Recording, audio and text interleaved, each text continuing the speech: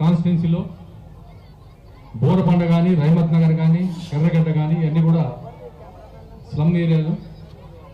మనం గతంలో ఇక్కడ ఒక ప్లే గ్రౌండ్ కానీ ఇట్లాంటి సౌకర్యాలు ఏ కూడా డ్రింకింగ్ వాటర్ కానీ ఇవన్నీ సౌకర్యాలు అప్పుడు నేను కేటీఆర్ గారు మున్సిపల్ మినిస్టర్గా ఉన్నప్పుడు చెప్పడం జరిగింది. మరి కేటీఆర్ గారు ఇక్కడికి వచ్చి మనకి 11 కోట్లతో ఈ డ్రింకింగ్ వాటర్కి మరి స్టోరేజ్కి శాంక్షన్ చేయడం జరిగింది. ఆ పనులన్నీ అట్లాగే మన ఆధ్వర్యంలోనే ఇనాగ్రేషన్ అనుకున్నాం. ఆ పనులన్నీ కూడా కంప్లీట్ అయిపోయినాయి. మరి ఇంత పెద్ద గ్రౌండ్ దీన్ని ఎంతోమంది ఎన్ని విధాలు చేసినా కానీ మరి ముఖ్యంగా మన కేటీఆర్ గారు మున్సిపల్ గారు మినిస్టర్ ఉన్నప్పుడు ఈ ఫండ్స్ కానీ అన్ని కూడా తీసుకురావడం జరిగింది. అప్పుడు మరి ఈరోజు అందరు కూడా ఈ గ్రౌండ్ హిందూస్ కానీ ముస్లిమ్స్ కానీ అందరికి పనికి వస్తుంది. మరి రంజాన్ వస్తుంది, రేపు ఈద్గా అంటే ఇదివరకు అసలు ఇక్కడ జూబ్లీహిల్స్ కాన్స్టిట్యున్సీలో ఈద్గా అనేది లేదు.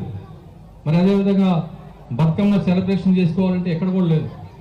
మరి ఇవన్నీ కూడా ఇవాళ క్రిస్మస్ సెలబ్రేషన్స్ చేసుకున్నామంటే మరి ఇంత పెద్ద గ్రౌండ్ మరి మనం ఆ రోజు కేసీఆర్ గారు ముఖ్యమంత్రి ఉన్నప్పుడు ఇట్లాంటి కార్యక్రమాలన్నీ చేసి హైదరాబాద్ని ఎంతో అభివృద్ధి చేసి మరి హైదరాబాద్ సిటీ ఇవాళ అభివృద్ధి జరిగిందంటే అది మరి మన పార్టీ నాయకుడు మాజీ ముఖ్యమంత్రి కేసీఆర్ గారికి ఆ ఘనత దక్కుతుందని నేను చెప్తున్నాను.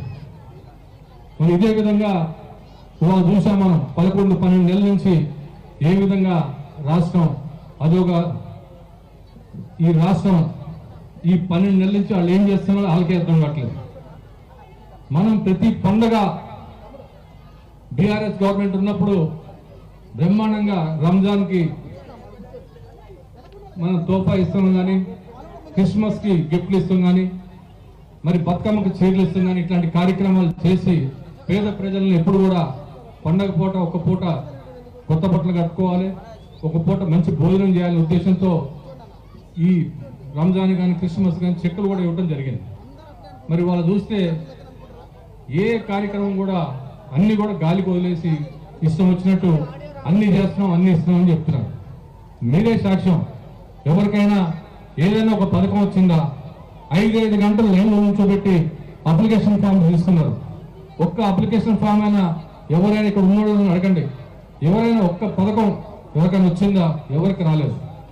మరి ఈ కార్యక్రమాన్ని మేమందరం కూడా ఏర్పాటు చేస్తుంటే ఇక్కడ విద్యాసాగర్ గారు మేమందరం ఉంటే పోలీసు వాళ్ళు వచ్చి ఇక్కడ దౌర్జన్యం చేస్తారు. 10 గంటలకల్లా క్లోజ్ చేయాలి, మైక్ బంద్ చేయాలి, లైట్లు బంద్ చేయాలి. అరే బాబు, ఇది క్రిస్మస్ సెలబ్రేషన్. ఈ సెలబ్రేషన్స్ అనేది పండగ, ఇది పండగ వాతావరణంలో చేస్తున్నాం కానీ వేరేది ఏం చేస్తలేదు.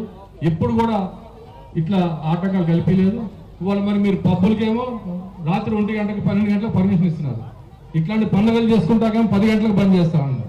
అది కూడా వచ్చి దౌర్జన్యం చేస్తున్నారు ఇక్కడ ఉన్న వాళ్ళందరితో. అది తప్పని చెప్పడం జరిగింది. మేము వస్తాము 10 గంటలకల్లా లైట్లు బంద్ చేయాలి, అన్ని బంద్ చేయాలి. మరి భోజనం ఎప్పుడు చేయాలని అడిగారు పనులు. మీరు ఏమైనా చేసుకోండి, అన్ని 10 గంటలకు బంద్ చేయాలని చెప్తాం. ఇంత దౌర్జన్యం అయిపోయింది ఈ ప్రభుత్వం. అంటే చేతగాని ప్రభుత్వం, చేతగాని ముఖ్యమంత్రి మరి వాళ్ళ పరిపాలిస్తున్నాడు. మరి ఇవన్నీ దృష్టిలో పెట్టుకొని మీరు మనం అందరం కూడా మనం ఎక్కడ కూడా కాంప్రమైజ్ అయ్యేది లేదు, మనం భయపడేది లేదు. మనం డెఫినెట్గా పండగలు చేసుకుందాం. రాబోయే రోజులు అన్ని పండగలు చేసుకోవాలి, అన్ని మనం మన పద్ధతిలో మనం చేసుకుంటాం.